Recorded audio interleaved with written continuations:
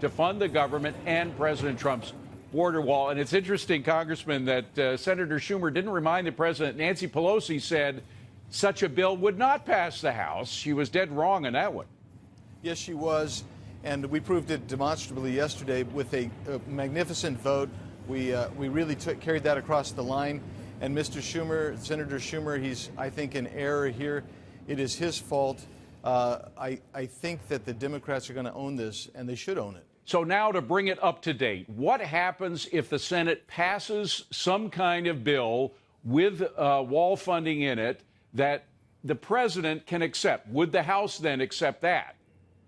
Well, it depends on how much that money is. I mean, look, a lot of us swallow it and we say we've got to see our spending a lot of money, but the border wall is so important. It's a national security issue. And if they come up and they say we're going to spend $2 billion for it, that's really not enough, because it doesn't even get this thing going and off the ground. We still end up repairing where we've been repairing. We need the full $5 billion. I'd prefer $25 billion, which is closer to the actual cost. So we have to wait and see what the package looks like, because we're hearing rumors, innuendos, all the things that make for good politics and good theater, but we haven't seen anything that the Senate's going to do yet. You know, people want a secure border. It's as simple as that. They want a secure border, and yet it's not secure. Our facilities along the border are overrun. Our border agents are overworked. We need to do something. Has anybody on the Democrat side claimed that the border is secure, that it's not a problem, that no money has to be spent?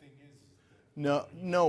What they did is, a few years ago, most of them voted for a wall and funding, but now they've changed their position, and now they prefer an open borders policy, and they're using this as a wedge issue.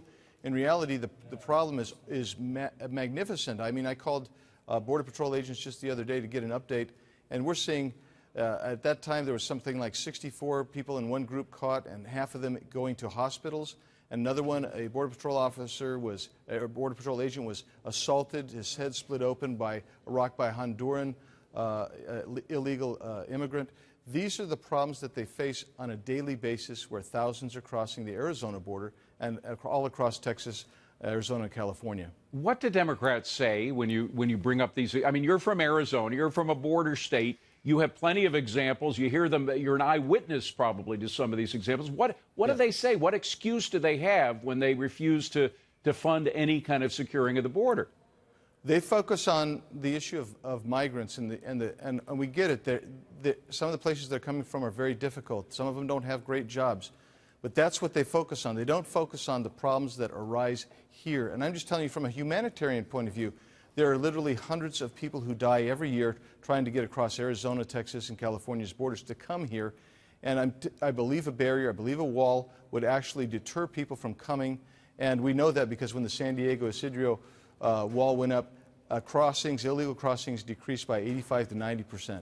That's exactly the point. Is that we're, you know, it's amazing how word travels fast, particularly among potential immigrant communities. If the word gets out that things are easy up on the border, you'll get a rush of people going to border. If the word gets out that there's a wall, it's very difficult. People won't make the trek. It's not an easy trek. It's a very difficult trek. We don't want to underestimate the difficulties that these migrants go to, but they won't take that trek if they know that it's going to be almost impossible to get in. That's right. There's a grapevine that goes all the way down to Central America. They know every time Congress even begins to talking about any kind of amnesty, we see a surge at the border, because now they think, oh, if we can get here, we can get this amnesty.